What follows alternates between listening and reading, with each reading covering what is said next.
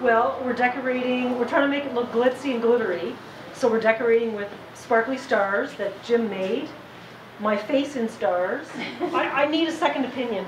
Do you guys think my necklace is hanging down low enough, or is it too high on my neck? This book in its present form wouldn't exist without a great group of people helping me do it. And if Jim, wherever he is, if Jim looks like he's aged 5 years, it's because he just worked with the pickiest author in the world. For years I dreamed that one day I could turn my story's life into something beautiful, and I feel that I now have. And the part that I didn't know was that I was going to find so many talented, creative, and committed people to help me do it.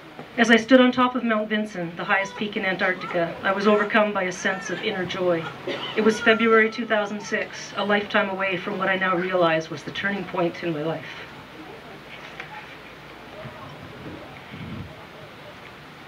As I watched Rob, my client and climbing partner, take photos from the summit. Who's crying? I'll get up here. You started this. You'll be good. As I watched Rob, my client and climbing partner, take photos from the summit, my mind drifted back to March 1992. The cop who busted me stood outside my cell door, throwing his keys into the air and catching them over and over again. We know who you're involved with, and we know why you take all those trips out to the coast. You're not fooling us with your story. We've got enough information to put you away for a really long time. I ignored him.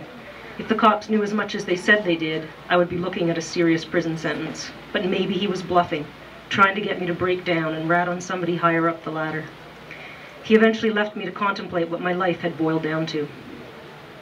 The view from Mount Vinson was breathtaking, even as memories cascaded through my mind, taking me back through the decades of my depression and addiction, of breakdowns and therapy. I was surrounded by the things that had given me the greatest solace during those times, nature in general, and mountains in particular. There had been a time when rage and pain, fueled by a childhood of neglect and abuse, were all that I knew. Getting thrown in jail turned out to be a blessing in disguise because it became the impetus to turn around and face that pain. It was the hardest thing I had ever done in my life, but the most worthwhile. I chose to undo the damage and begin again with choices I never had as a child.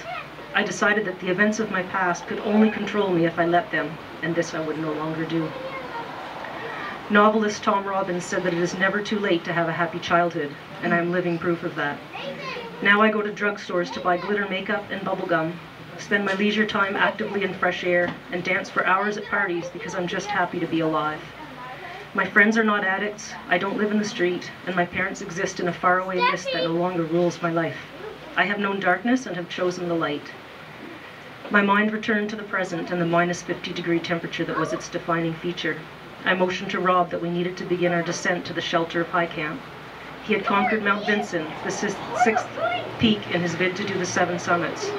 This climb meant a lot to Rob, I was certain, but I was just as certain that he had no idea what it meant to me. I'd been introduced to the sport of ice climbing 2 months before I got busted, and when I got out of jail I started climbing more.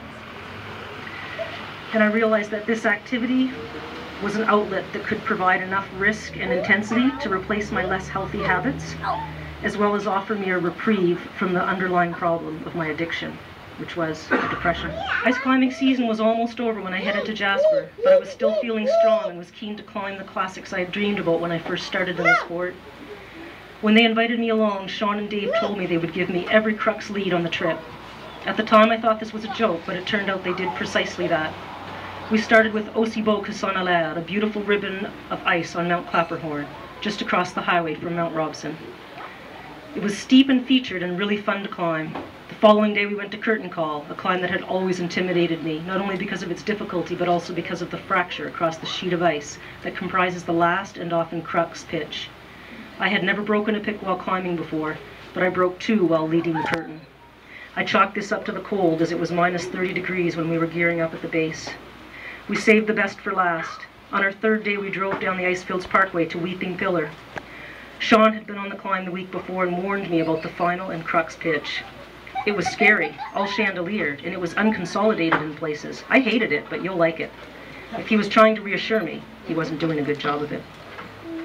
I'll go up and have a look, I replied. If I don't like it, I'll back off.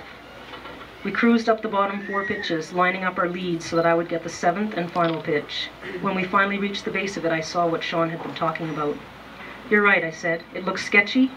I'll head up, and if it doesn't feel right, I'll come back down." I carefully racked my equipment, and Dave put me on belay. The beauty is to approach a climb and know very little about what you will encounter. You carry skills and experience from which to draw the card that fits the hand. You compare a pitch to one you've climbed before. You see a challenge through the eyes of a past success. Years of experience were with me now. I felt intimidated, but that feeling faded as soon as I started to climb. I became so engaged with the process that nothing else mattered. I felt at peace.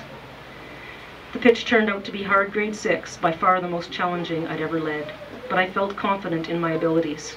The ice quality was bad and the protection sketchy.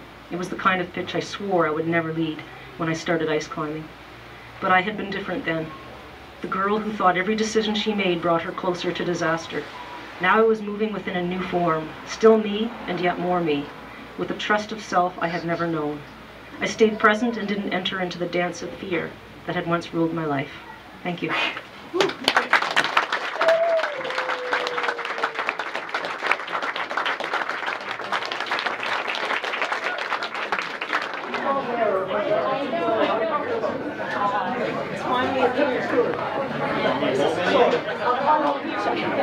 So Tammy and Larry, Dear Craig and Kathy, you guys rock, and I hope this is an ice read.